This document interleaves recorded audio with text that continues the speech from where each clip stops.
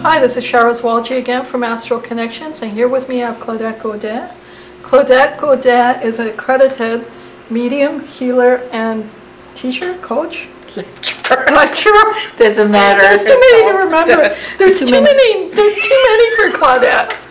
Too many things to be done here. Remember when I was typing out, it was like a paragraph. Yeah, that's a lot. You know, it just how do you explain yourself? It's very difficult to put it in one word or one sentence, right? Because there's too many things that.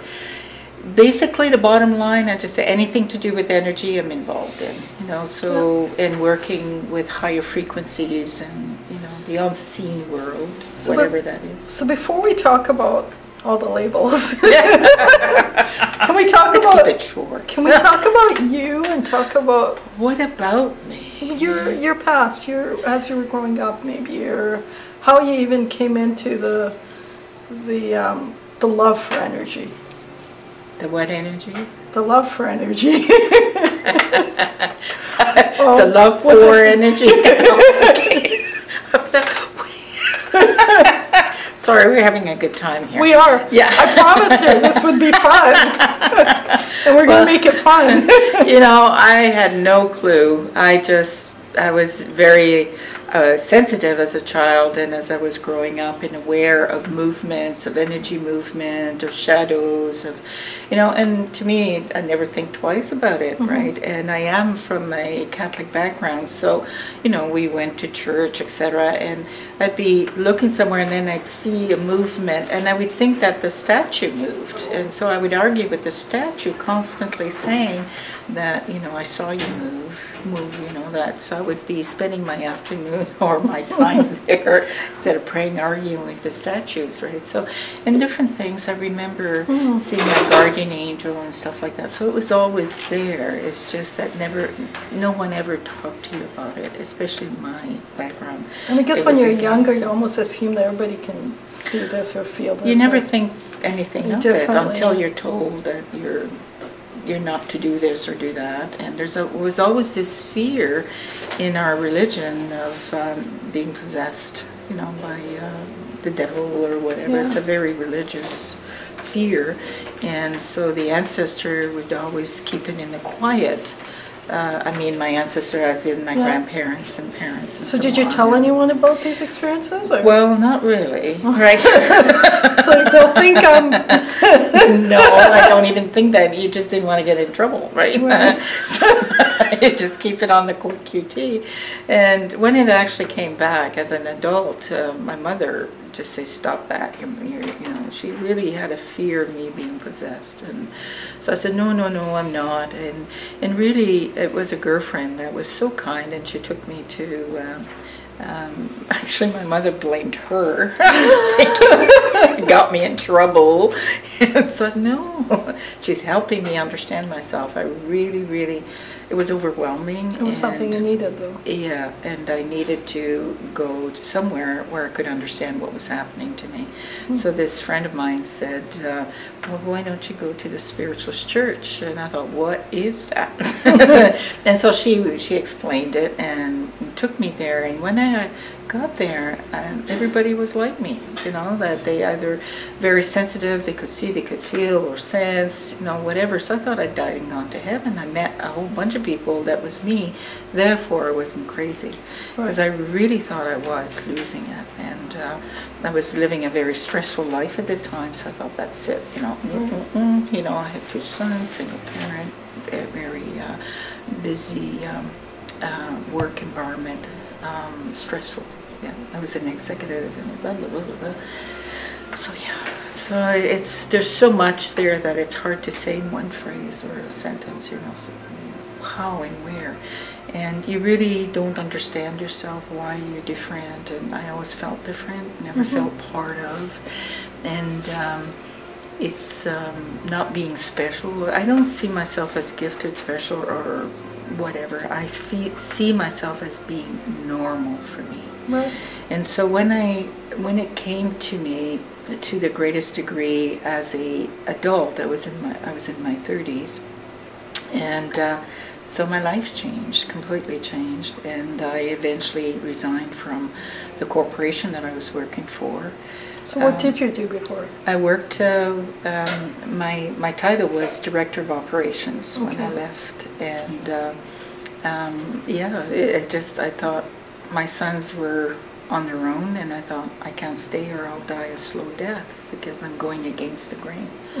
So that's when I left and helped my elderly friend to move back to England, and so spent 9 months there and started my own healing process. But I had already started through, getting to understand myself or heal myself from the moment that I got.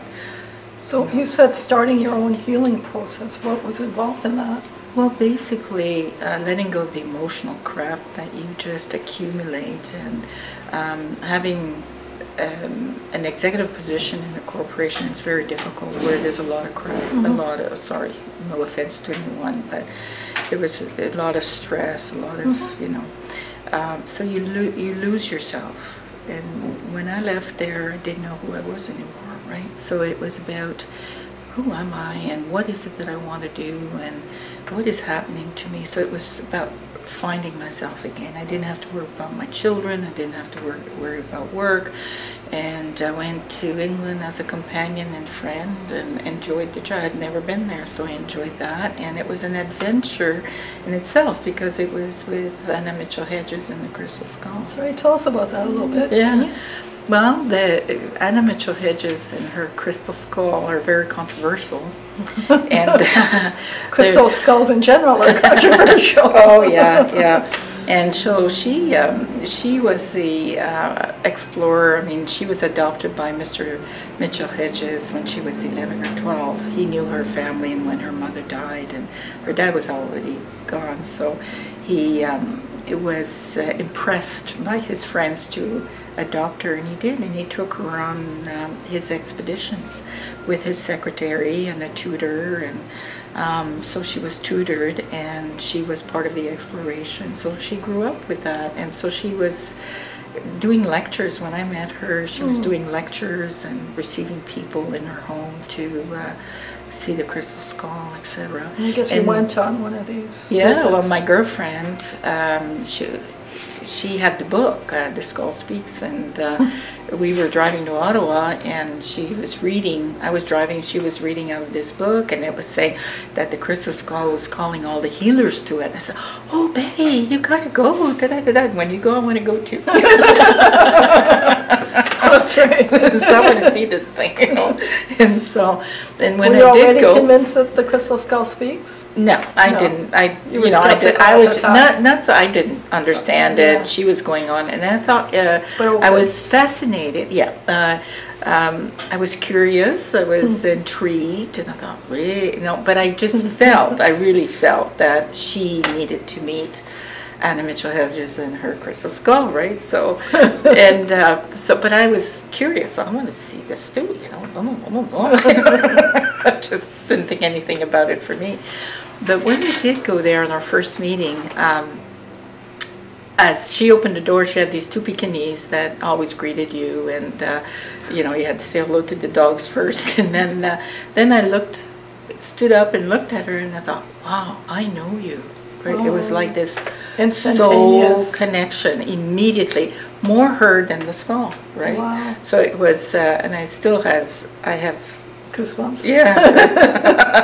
And I thought, oh, what? It was like instant recognition on a soul-to-soul level. Did you resolve what that recognition was? I actually did a past life regression to find out. And yes, she was my teacher in Atlantis, I was at the Healing Temple, and she was our teacher. And I remember still to this day, and my friend Betty and I went because we both felt that, and so we both had, and we were both there. When I did my regression, Betty and I were both there, and she was our healing teacher. And when we graduated from the temple, we were all given the crystal skull. Wow. To put in our chamber. So you had it for a period then? Well, I'm not sure it was this skull. Okay. I don't believe it was this particular one, but as a graduation, the students that stayed in the temple were given a crystal skull to put in their healing room because it amplifies the energy, right? And Betty at that time, in that lifetime, chose to go amongst the people, and I chose to stay in the healing temple. So you had a choice. You couldn't do both. You had a choice, so that you wouldn't be corrupted, right? And so and so when we crossed over in that particular lifetime, both of us, I went looking for my friend Betty because it was the falling of the Atlantis that particular lifetime, and I went looking for Betty as a soul, and I found her, and we ascended, and there she was waiting for us at the doorway. So it was interesting, very interesting. That's very interesting. Yeah. So we had obviously had a contract here, and another lifetime with her. She was my mother. Wow. Can't beat that relationship. That's right. It was about 520 years ago. Yeah. Right. Yeah. So it was fascinating. I believe that in any point in time you would recognize a mother. It's just one of those things, I think. If we're meant to cross paths, and I feel that we were, and because from that, I didn't know this, but I kept being drawn back to see her, right? So I had to. Did she have the same feeling? I think she did at that point. She liked me instantly, but I don't know that she never told me that she felt that. She was very focused on what she needed to do, because at the time that I met her, she was already 80 years old. She passed away at 100, right? So in 2007. Wow. Yeah, April. So our journey together was fascinating, and there was a lot of stuff. Must have learned a lot from her, and she from you. Well, there was a lot of stuff happening with the crystal skull as well, right? And Anna Mitchell-Hedges was a very controversial person, to put it mildly. And but anyways, we lived together in England, we lived together in the States, we lived together in Canada. So it was a in and out kind of relationship thing, and it was really funny. Just a number. I hope to write a book someday about my adventures with that, because it. I can't wait. Because we're going to push you. When we were, well, I'm not a writer, you see, so, but when we were in England, the skull was hidden, right? And it was hidden in my room. And I remember one of her guests came and had given us one of those stones, the piece of stone that came from the sky. What is that? I forget the name of it now. The green one that everybody wears because it's from space and whatever. Oh, Moldavite. Moldavite, right? So somebody had given me this, and I had on my chain, I had an angel that Betty had given me before I went to England. So I had this in the angel, and I thought, oh, well, I'll wear this stone, the Moldavite stone, just as an honor to him. Yeah. I woke up in the morning, my chain was off, and the Moldavite was off my chain, not broken, and my chain was placed with a little angel in my bed. I said, oh, what happened? And I went back to the bed, and there it was, the chain with the little angel and the Moldavite aside. Chain was undone, it wasn't even, so I wasn't meant to wear it. So I really feel the stone doesn't apply to everybody. No, it's just, as we know. So I was told, yep, not for you, girl. It's okay. Well, angels are for everybody, though, right? There you go. Absolutely. And some angel had to do this because, unless I was sleepwalking or something. But I found that fascinating. And so there's I remember mystical things that happened along the way. I mean, we drove around. I was her driver and secretary and companion, and we took the skull to more labels, apiary. More hats. Yeah, absolutely. We went to apiary, and we had it out in the open amongst the stones, and and she talks about Stonehenge when she was young, and they used to picnic amongst the stones, and so it was fascinating to live there, and to be there. So I really feel that was also meant to be, and for my healing journey, for whatever, right? So to keep me intrigued and fascinated, because I don't like getting bored. Do you? course not. Yes. So, you know, people say, well, who are you? What do you do? I thought, how do you explain me? I just can't. You know, So then, okay, so you were in London, and how did you separate? well, we weren't in London. We were in Droitwich, which is north of London, yeah, north central. It was about half an hour drive from, I lost it now. But anyways, it's okay. Central, basically central. Okay. But we drove, I mean, I would go to London with a friend that I met there, and I took some courses there and whatever. Yeah. But at some point you left London and you, I guess, lost Left touch England. with her, maybe? Well, she came. When I left England, she didn't want me to leave because she decided she wasn't going to stay there. So she said, I'm going to sell the house, and then it wasn't selling, so she wanted me to stay. Well, you know, my passport is only for so long, right? So I had gone for 3 months, came back, went back for 6 months. They almost didn't let me in. They questioned it and whatever. And I thought, whatever. I was so tired, I just sat there, fell asleep while they were discussing it. Oh, God. Well, they were deciding whether to let you in. Yeah, exactly. I was so tired, right? And then, because it was an overnight thing, right? I don't do well with overnights. But anyways, so she didn't want me to leave. I had to leave 6 months later, right? And she said, no, you can't. I said, it's the law. They won't know. I said, yeah? Yeah, they will. I've got a passport here. There's a stamp on here, you know. So she was upset that I left. I said, I can't help it. So finally, she stayed on her own, and then finally put it for rent, and came until it got sold. You know, she came back to Canada because she had decided she wasn't going to stay in England, you see. So she came back, and then by then I was staying with my sister, and she went to France, and then she came looking for me. She came looking for you? Because she had gone to the States and wanted me to go there with her. Wow. And I thought, no, I'm going west, right? So I was heading west, right? So I had gone to Seneca College between the time I came back from England to the time she found me. Well, she knew where I was. Yeah. Just, you know, I didn't hide where I was. I make it sound mysterious, but it wasn't. She knew my address and stuff. So anyways, so I was planning on leaving to come to BC because I've always been drawn to BC. And then she shows up at my door. I said, oh, hi, how are you? And then she says, oh, you have to come to the States with me. I said, no, I'm going to BC. Oh, no, you have to come. And she went on, and she just put on this poor little me. And kind she convinced you? I says, I'm going to BC first because I've already, and I was driving out there, right? So she says, I'm coming with you. She didn't trust me to go to her, right? She was living in Indiana now with Bill, who is now the guardian of the Crystal Skull. Yeah. And so anyways, yeah, so I says, well, whatever, if you want to. I promised I was going, so I'm going. And so she came with me, and the skull, and the 2 dogs. my car was full of stuff as well. And so we ended up, we drove all more experiences with the skulls? Oh, yes.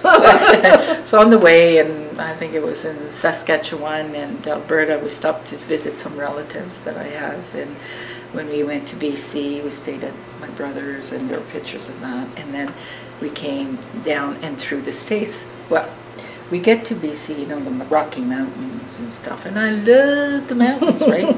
Well, she tells me, informs me that she can't stand the mountains. And I says, you knew we were driving through the mountains. Why did you come? You know, well, you know, I thought I'd get over it. And it was only because she didn't trust me to come back to her. US. Yeah. So anyway, so long story short, we made it to Indiana through the state. Okay. Yeah, so, and I lived with her there 6 months. Wow, so you spent some more time with her. Yeah, well, we only allowed 6 months anyways, right? So I lived with her 6 months and whatever, and then came home, and then she moved back to Canada, so then I lived with her there, and then, you know, it's just, so you did have quite the relationship. Oh, yeah. It was really a mother-daughter type relationship in many ways when I look back at this, because we would argue like mother and daughter. Right, so, and she really wanted me to do certain things, and I wasn't ready to do that. I wanted my freedom, right? And I didn't want to be locked in or tied down. Tied down and so on. There's a lot of things that I need to, you know, I could say. So what kind of decisions did Claudette make after that? What did she do? How do you mean? Did she, me? Yeah, you. Cause well, when that was done, then I stayed in Ontario, and I actually went to work with home care and started my own little center. And so I was, because, you know, I didn't, nobody really knew to start a little center in Clinton or whatever, but I did home care for about 6 years after that. And in the meantime, I was also teaching in a spiritualist church for healers and mediums, and I actually certified 4 mediums there through the program that we needed to get, because at that came a time where there was not enough mediums. A lot of the old mediums were crossing, and they hadn't trained anybody, so there was a lot of pressure to get more mediums to work in the spiritualist churches. But you know, that wasn't just Canada, that was in the States and England and all this sort of thing. So almost international then. Yes, it was, absolutely. So, you know, I've worked in England, I've worked in Scotland, in the States, in Canada, so it's all over the place. And you know what? It's all the same. Yeah. It's all the same families, the same ways. So you might be the perfect person to ask, because in our audience we have believers, non-believers, skeptics, etc. And there's all these labels flying around out there: mediums, psychics, intuitives, and etc. Would you be able to define for the audience then what the difference is, or what exactly is a medium? Well, it depends how creative you are, because you're very creative. Now people are calling themselves oracles. They're back to oracles. Delphi's and whatever. Yeah, exactly. So it depends on how, you know, society will accept a certain word or whatever. It scares me when they call him a fortune teller. Yeah, well, and you know, you can't, because it's all free will. There's no such thing as a fortune teller, but it was one of the expression that was used many times because of the cards and the teacup readings and so on. But and the term seer was used, I guess. Yeah, the seer. I know that First Nations will use seers, because I have some friends in there that will use that. They're seers, and had communications with them. And so, you know, it's, what do you call yourself? We moved into the spiritual age, the spiritual time, where everybody understands energy now, and everybody, you know, science is proving this. So there's the psychic versus medium, and you know, you have to be a psychic to be a medium. And what is a medium? A medium is one that communicates with souls, soul to soul, whether it is a soul from the earth plane or a soul from the spirit or another dimension. It's a soul-to-soul communication. And so there are various branches of mediumship. It's not about, and you have to move into your soul self to communicate with a soul. But when you're working psychically, you don't have to do that. And so it's not about seeing a soul, it's about communicating. So when you're working psychically, you don't have to communicate with the soul? You don't? No, a lot of people don't. You know, they're working on that energy, a psychic energy. So psychic, you know, a psychic can tap into your energies through the solar plexus and feel and sense, use all their clairs to see, feel, sense, whatever's in your vibration, whatever you're feeling, sensing. You know, we can link into your energy field and pick up anything of the past. And again, just by silencing the mind and paying attention. Just by, you know, sending my energy and touching your energy, I can pick up through my clairs, my clairvoyance, clairsentience, clairaudience. I can pick all of these things. So, and you know, it's not difficult to read minds or read energy as a psychic, because the energy changes with your thoughts when you're receiving something, when you're feeling something. Your energy, it's all in the energy field. Everything about you is within you. Right, your akashic records inside of you, not in a and anyone can access somewhere. Them? So, yeah, if you open yourself to them. Yeah, yeah. So the So the teachings that I do for mediumship is not to go into the person, but rather bring in the higher guidance from spirit teachers or guides. You know, some call them angel guides. I always thought angels had better things to do. Well, you know, there's a different, everybody have different, it depends where their background is, what they've learned, what they've been told. You know, a lot of people, depending on their culture. I guess angels can be omnipresent, probably. You know, the angels are ambassadors of the divine, as far as I can see. Yeah, right. That's, you know, they're ambassadors, so they don't, they're not here to teach you or whatever. They're here to bring whatever quality that they hold, etc. Whereas a guide and a teacher, I see that as what you call an angel guide or teacher is also an ambassador of the divine, but they're here to guide you into at an individual level. Yeah, okay. to help you get where you need to go for your soul purpose and divine plan, right? So when you do your prayer of intent, you're talking to the divine source, right? And so the source itself sends its ambassadors to you to assist you in whatever your request may be or what have you. So we're never alone, we're always working with. So I'm constantly, when I work with the spirit, I'm constantly working as a medium. Okay. I don't work well as a psychic type thing. Okay. I'm really not interested in what people have done. I'm more interested in bringing guidance, clarity, direction, and assistance to move them forward. So my ambition is to assist all who cross my path in however way I do it. If I didn't believe that a reading or a sitting was healing, I wouldn't do it. Right. It's not about trying to control a person. Everybody has free will. So what we do as a medium is to say, this is what it looks like. Right. You decide what you want to do. So, and that, you know, there's nothing written in stone. Whether it's a psychic, a medium, an oracle, or whatever, the whole thing is, this is what it looks like. Where, you know, where do you want to go? Because it's your choices. Every choice you make, you change your, you know, we're always living the effect of a previous cause, which is a choice, and you're always creating causes to future effects. To future effects, right? Okay. So there's nothing that can be predicted for sure because of nothing, not by anyone, because of free will. Because don't your choices determine where it's going to go anyway? Absolutely. Ultimately? Absolutely. So if I'm doing a sitting, then this is, at the moment that I'm doing a sitting, this is what it looks like.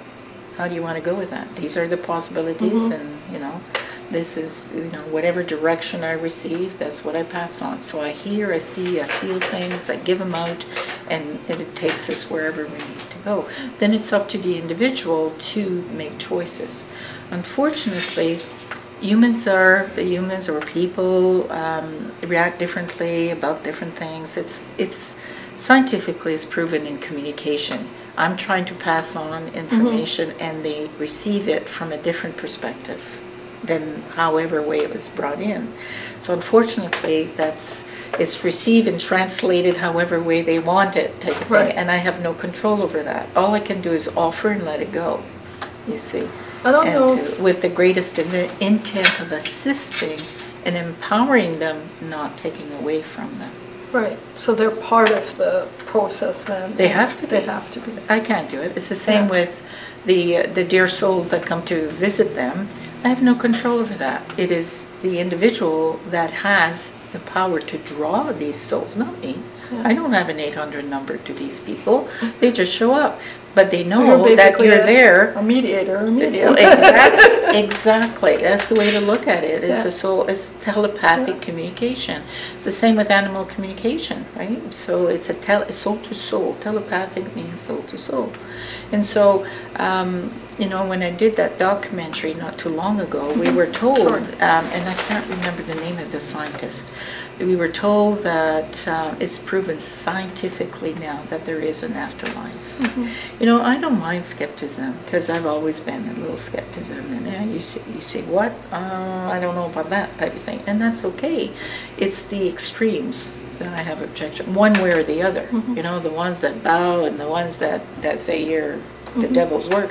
You got the two extremes, and I don't like either one of them, No, right? yeah. So I like to balance the question. You need to question, and don't take anything at face value. It's not right. You see, the whole thing about the work that we do and the ambassadorship that we do is that we have to. We're not meant to be a puppet to anybody, or vice versa, or they to us. So we have the ability to give. Everyone has the ability. It's whether they can or not. And ultimately, it's you got to decide not to give your power away, right? Absolutely, it's all free will. And Gary Zukav talks a lot about that, about your free choices, etc. And you know, here's a man that was very much when it, you know, went from left to right, to scientific to and so again, you know, I just admire people like him and Deepak Chopra and many others that have stepped up and express what they really feel and what they really think. And it's, you know, I mean, Shirley MacLaine, I mean, she was made so much fun of, and so on exactly, I mean, but she started she wasn't out on a limb. But she started it all, that's right? But she had a sense of humor to, you know, whatever, I'm still going with this, I'm still going to do this, to bring it out. So many in the 80s, you know, were. I remember watching your movie where they were in the pool and they were staring at the light and wondering, does that really work? Yeah. It's really, absolutely, and it was, it was the, you know, in the 80s at the harmonic convergences, it was like a real shift at that time, right? And again, Barbara Hand-Clow brings up the whole thing about the Mayan calendar. Well, she and talks about the harmonic. Palladians. And yeah, but she studied the Mayan calendar quite a bit, and but she brought in the Pleiadians as well and their message, etc. So there are various civilizations from other dimensions that were brought forward to assist this civilization, which is Earthlings, to do. I mean, to think that we're the only beings that exist in the oneness of all that there is. Somewhat arrogant. Something's wrong with that picture, right? Yeah. So, and why not? But it's all different. It's all about energy. It's all about frequency. It's not about what you read. It's all about energy. If you can understand energy, and if you can understand the natural laws that work with energy, then you've got it made. Then you're on your way to understanding what this is all about. What is, you know, Newton tried to bring it, but then again religion was in the way, and then they're different. And so that's why the mystery schools, where there's no longer a mystery school, it's all coming out in the open. We're in that age where it's, you know, people are going to wake up and realize that they are spiritual, you know, and life is changing. So we went from a conflicting age, the Piscean age, and we're moving into the spiritual age. Hence all of this spirituality stuff that started happening 10 years ago, right, in the year 2000, and more and more and more. But at the time that this was all happening for me, it's, you had to keep it hush and hush, right? So otherwise, right? So and then it just accelerated. And so since, you know, any of the material that Barbara Hand-Clow puts out, you know, on the Mayan does she channel? Yeah, she does. Yeah, and do you channel? Yes. Okay. Yeah. Yeah, it's part of being a medium. It's part of being a medium, and yes, we do rescues, we do channeling, we do trance, we do. So have you recorded words that you've channeled? Yeah, I have, but you know, I've got a box full of tapes, and my girlfriend and I just sat regularly every week to do this, right? And we've got, you know, it's all organized. It's a box full, and lots of, you know, she did the writing, and we have the cassette, but it's not on a computer, and it's about waiting till we have the time to do that. Well, when is that going to happen? Right? It's going to happen. But a lot of stuff that was given to us then has shown itself to be so, and the diseases, the energies, the things that are happening today, we were warned about that then, and that I'm going back 12 years ago, right. And in the 90s. So it's, because I came out here in 2002, so it would have been from 2000 to 2002 before it came out. if not more. I can't remember now what it's all, but we've got it all recorded okay. anyway. So Oh, that's interesting. yeah, it was important that we did that. Are you going to put it into a book one day? Well, you know, it's about having the time to do it and having the ability to write as well. You know, some people are writers, and I mean, I can write a letter, but I can't write a book.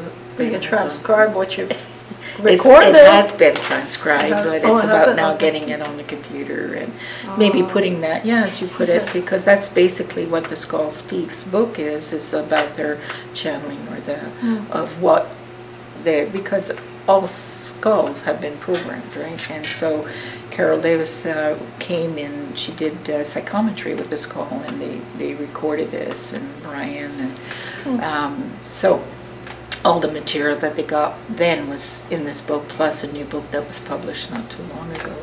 But yeah, it's all under, I think, the website for Bill, you know, Mitchell Hedges, Crystal Skull. Let me ask you a more experiential question. When a client comes to you, or when you're doing a demonstration to a group, what exactly are you experiencing while you're doing that demonstration? I'm not part of this world when I'm doing that.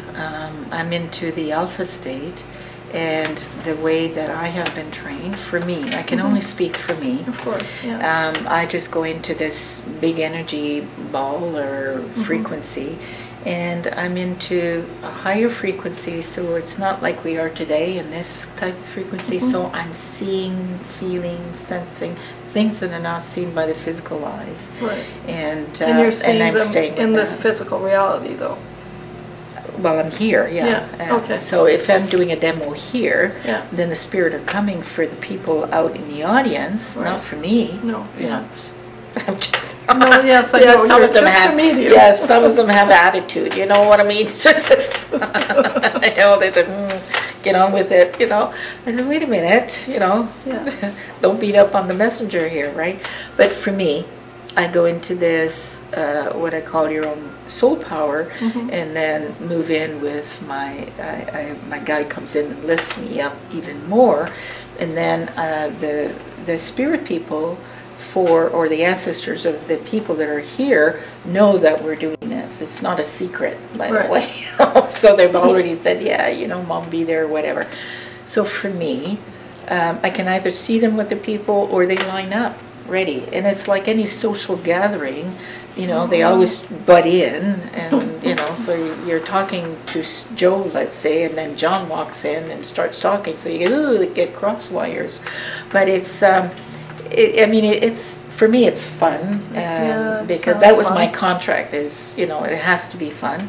And, but they're characters, they're really characters, and it's a real kind of warms when you're working with your ancestors. No offense to them, but, you know, you have to be strong to be able to be connected and stay connected. Well, their personality, they're just not here in the physical plane. That's right. So, that's right. So and you know, it's I'm a sure there's transitional quite a- thing, yeah. And there's never anything new, basically. But I know at the time that I'm working in that frequency and that energy, I know there's no doubt. I have no doubt about what I'm receiving. Absolutely no doubt. And I give it as I get it, pass it on, and then hopefully the people can, you know, I don't translate it, I don't explain it, I give it as I'm getting it, and pass the message on as the spirit person is trying to give it, or the spirit animal. And so I don't, if I try to explain it, or I try to make the person understand what the spirit is trying to say, I will mess it up, you see, because I have no clue what they're trying to say. I can only be that. You know. we can only be that medium. That's right. And so for me, I get into that power of energy, and I don't leave that energy until I'm finished. And once I'm done, I'm done. But it's like you get into this whirlwind of energy, and when you come back down to your normal energy, you don't remember what you said. You know, I may remember some images here and there, but I won't remember what I have said. It's anything that occurs in that higher frequency is not retained in the lower frequency, and that's why we record our sessions or whatever. But it's it can be very disconcerting to the medium. You go, oh my God, what have I done? Have I done anything? Well, I imagine it's a huge responsibility that goes with it. It is. But if you are stay clear to your heart and being authentic and just not getting involved with it. As soon as we allow our personality to get involved, that's when it gets more. And the more that you can heal yourself, the clearer the whole thing is. Because otherwise, you're going to just do reference checks with your own issues, you see. And I've seen this over and over, where a spirit has said something, and the medium has gone into their own reference check to their own experiences. So now you're back in the left brain. And then yeah, and then not only that, they're bringing their experience to it, Right. which has nothing to do with it, right? And this has been proven over and over, where I've given it as I got it, and I'm sitting aside and thinking, oh, this is what's happening. And then when the client comes after the whole demo and says, you know, this was da-da-da-da-da-da, it's complete, it has no relevance to what I thought it was. So it was proven again, stay butt out, otherwise you're going to mess up the purity of the message, right? And so it takes training. You have to train yourself to be a medium, to stay in the power or stay in that energy. Otherwise, because your you're job required. is only to stay in the energy, right? Well, and pass on the energy. So what you're doing is using your psychic abilities to work with the higher frequencies. You can't be a medium without your psychic ability. Because your psychic abilities are your clairs, all your clairs, right? And some are more clairsentient, some are more clairvoyant, some are more clairaudient, so it doesn't matter. But eventually you work as a combination, right? And so you've got to ask yourself, what type? You can't be pressured. You can't be pressured in proving yourself. You can't be pressured to be good. You have to be you and just go with it. Otherwise, it's just going to... You know how society pressures you to be this or that or whatever. You can't allow that to occur when you're doing this work. You just can't, right? And so now the other misunderstanding is that people think because you are who you are, you get all the answers to your own problems. Right. Which isn't necessarily the case. Wrong, right? We have our own lessons to learn. Right. If that was the case, I'd be wealthy, wouldn't I? You know, they say pick your number. We'd all be wealthy, right? You know, the worst thing is I've had this said to me before. Oh, Claudette, why did you get lost? You're psychic, don't you know? That to me is pure ignorance. Probably harder. It's probably harder. No, it's pure ignorance about how this works. That's when somebody says that, they have no clue what we're doing and how we're working. It's a misunderstanding that because you have the ability to do this for someone else, that you have all this privilege for yourself. No, I don't think so. I mean, we get a sense of what's right or what's wrong or danger or whatever, but when you're having to make decisions on your own life, you're going to have to... You still have your free will, and no one's going to tell you what to do. Absolutely. I'm not a puppet, and I have to learn, and I have to grow, and I have to progress in my... So it's a big misunderstanding. And there's a program called Long Island Medium or something. I've heard about it. I haven't seen it. No, I can't, no.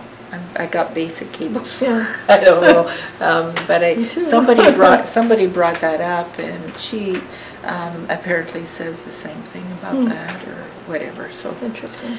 Yep.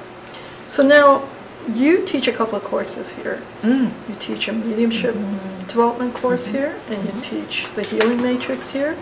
We're hoping to, yes. Can you speak a little bit about, first of all, the mediumship development course? What are the prerequisites someone has to have to take your course? Also, I've been asked the question, which I don't know why I've been asked it, but does denomination matter, or does what walk of life they come from matter?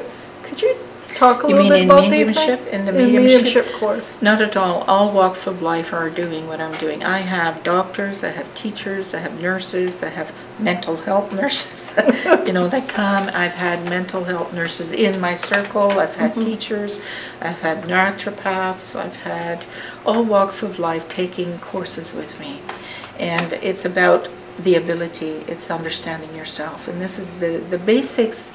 The biggest desire that I have is for people to feel comfortable with who they are, Right. and to be able to access their abilities in their everyday life, Right. for the highest good. Right. And not made to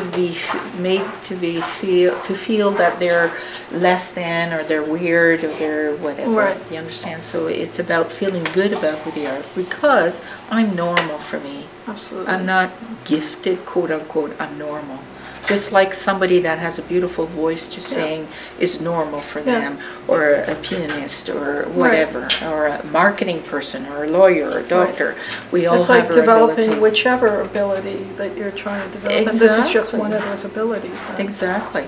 That we have these abilities, and it's just live with it. And it wasn't until I realized this is normal for me. So relax, let it go. Instead of, you know, that kind of thing, and the pressure, and the being ostracized, and whatever. And so now we're more into the spiritual age, so it's a little more accepted. We still have the, you know. So to the desire, or the prerequisite to taking the course, for me, I work more with mediumship than psychic. Right. We use all of the psychic abilities to do this, but we focus on mediumship. So then someone who comes to the course, do they need to be psychic first? Everybody's psychic. Okay. Everyone is born that way. They all have psychic abilities. What is a psychic ability? It's an intuition, it's a feeling, it's a sensing, it's an inner knowing. It's your soul abilities, right? And so If you have a soul, then you must have those abilities. Absolutely, it's a soul. It's the soul speaking, or right. So it's that inner. You know, everybody's working psychically every day of their life. They have. I'm impressed to stop by, or they're reminded to go someplace, or they have the, or they think of somebody and they get the phone call, or they sense that they need to call their son, their daughter, whatever, and they call and say, "Oh, Mom, I was thinking about you." So it's as simple as that. It's as simple as that. You're using it in everyday life, and one day you decide to take a different route to work, and you wonder why. You know, well, there was an accident, or there was something, or so there's always, and it's to follow that inner knowing, that intuition that you call, or that gut feeling. Right. You know, a guy calls it the gut feeling. Right? That's right. Bless their souls. You know, we call it intuition. Right. You know, but that sixth sense is basically your psychic ability, right? So, and that's why, you know, you can sit here and link in to anyone in the room psychically through your energy, through your consciousness, through, it doesn't matter if they're in Greece or here, you know, so if I'm doing a sitting, somebody in Africa, right, on Skype or whatever, we're still linked, because there is no distance, really. And it's all in the oneness, right? So what ties us is that the voice, the sound, you know, that your voice, so if somebody are telling me stories about something, then I can link in it through their voice, through their own thoughts or whatever. So that's all part of being a psychic as well, right? There's nothing wrong in being a psychic. I'm not saying that. It's just that I'm a medium, therefore that's what I work with. Right. And that's what I will teach. I'm not going to teach something that I'm not doing. I'm doing it, but in a different way.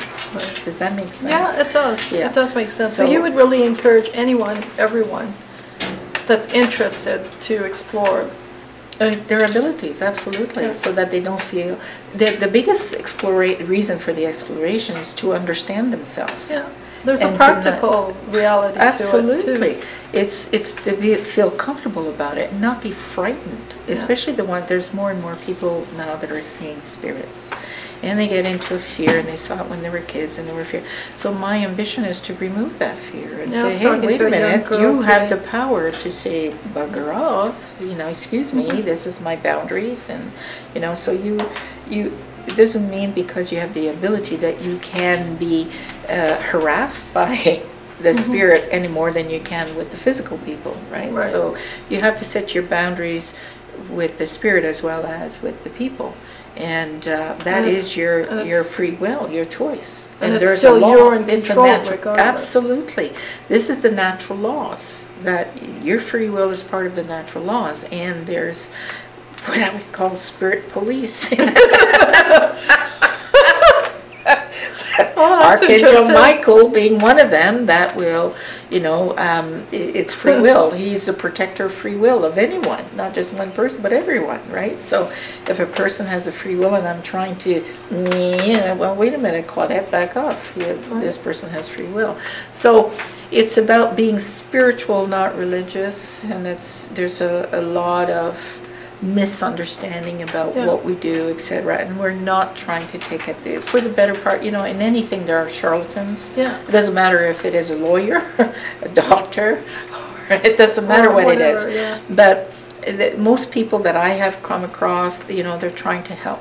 And the ambition is to help someone empower themselves to be all that they can be, to fulfill their purpose on earth, their divine plan, their soul progression, etc.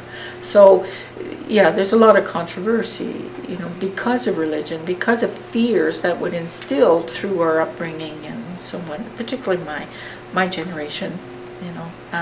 But there are more and more people that need to understand themselves and know that they can protect themselves, that they have boundaries, and that nothing can harm them unless they are open to it. And what opens them to it is their fear and their belief systems and the old paradigms and stuff. So it's about education, educate, and that's what my intent is to help people be educated. They don't have to do public work or readings or demos or whatever, but to educate and help them feel good about themselves and be able to use their abilities.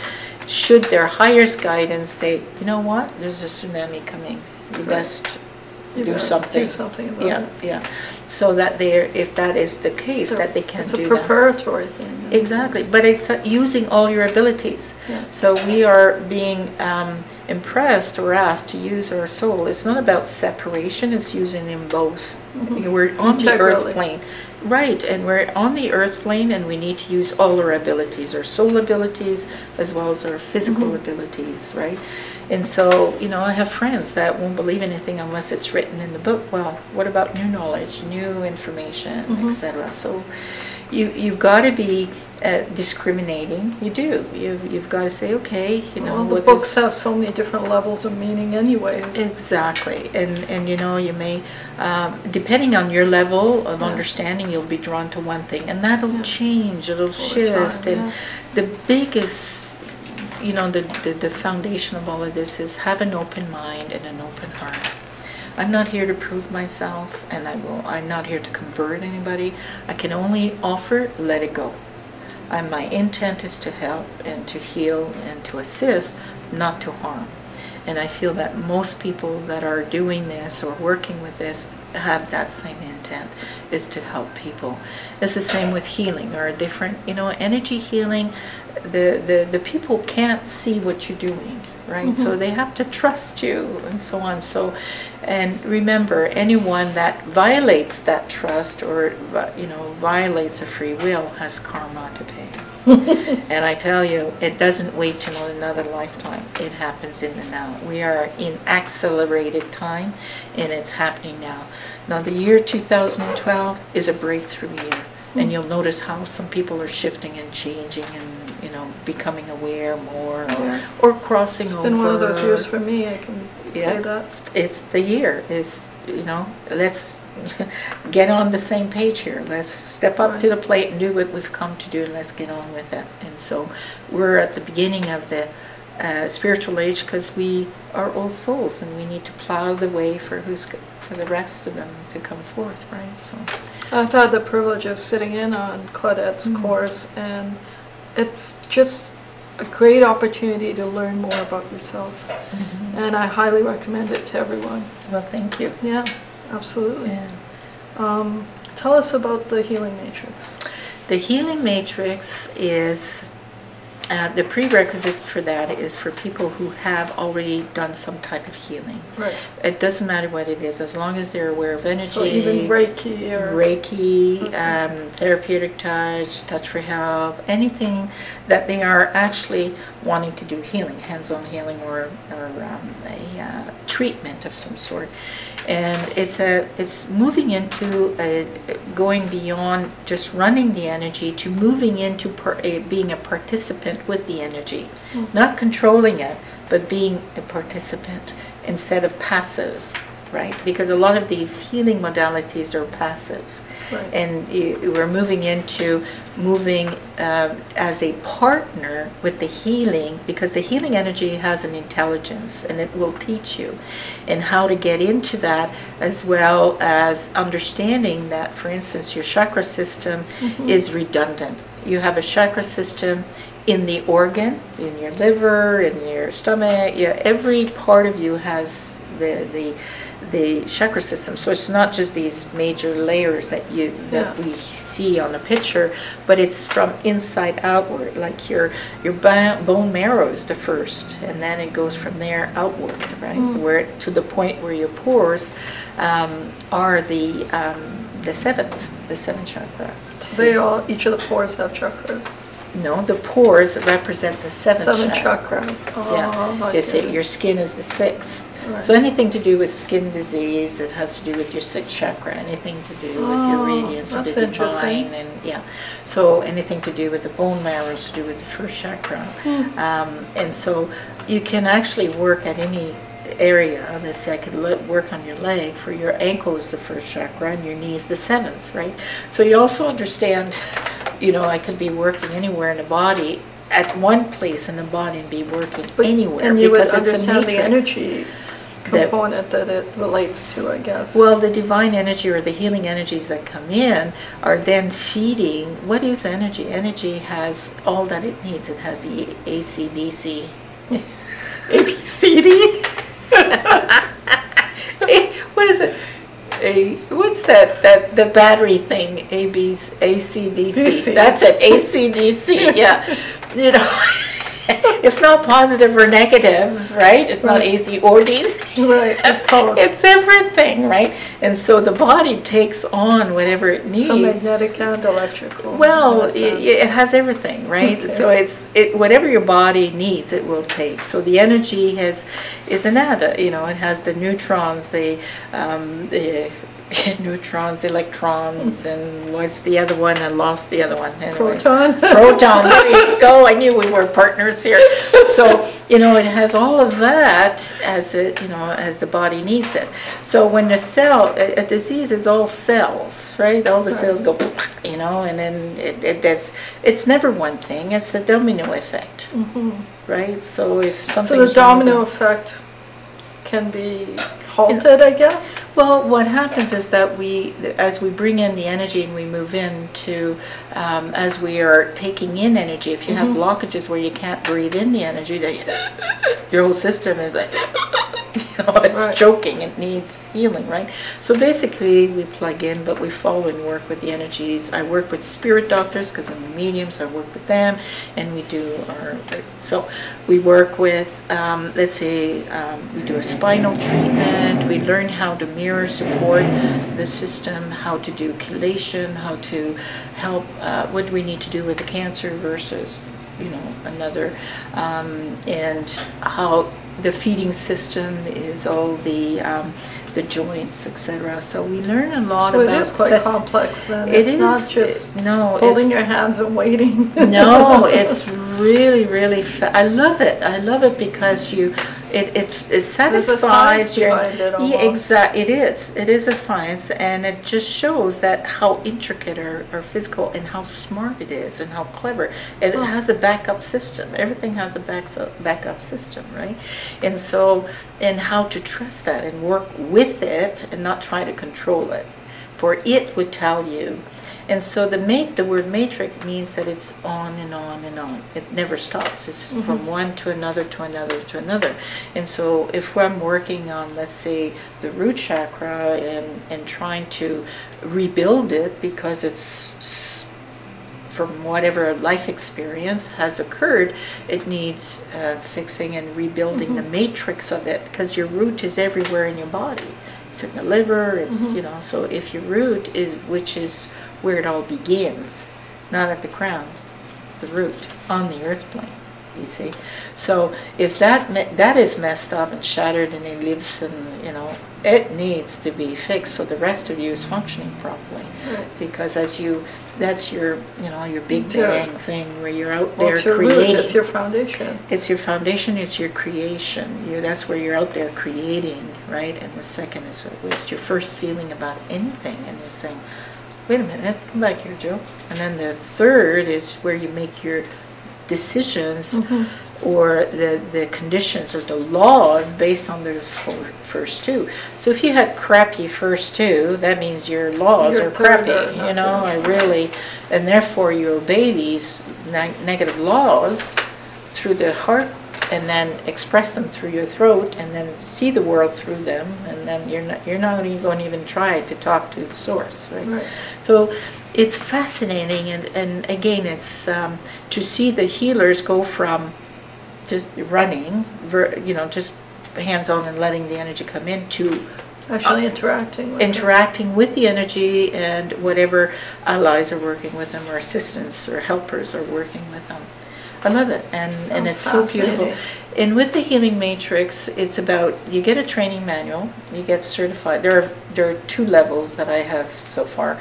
The third is much more advanced, and I haven't completed that one. But the first and the second, you have your training manual with the first, and then you have case studies that you have to do. You have to demonstrate that you've done it, and that, because it's the process of learning. It's not about just sitting there, taking it in, and say, oh, that was nice, and throw away the binder. You know what I'm saying? So it's about actually doing it. So it's for people who are interested in doing this and really going further with it, at a deeper level, and going beyond technique, right? And it's really living with, you know, being part and going inside, and because you actually you follow, you go inside, you use all of your abilities, all your psychic abilities to work with this as well, because you have your clairvoyance, you have your clairsentience, and you know, clairaudience. It's all putting it all together for the healing, and that's what excites me, is that it's not just one thing or the other, it's putting it all together. Sounds fascinating. It is. I love it. I love teaching it, but not a lot of people get to it because they're, you know, they're involved in some other, or they're just quite happy just running the energy, not getting involved. So it's for the ones that want more. And for those who don't have a healing modality and maybe can't attend the course this time, Claudette also teaches Reiki, right? Yeah. So you can grab her for Reiki, and then grab the Healing Matrix next time. Yeah.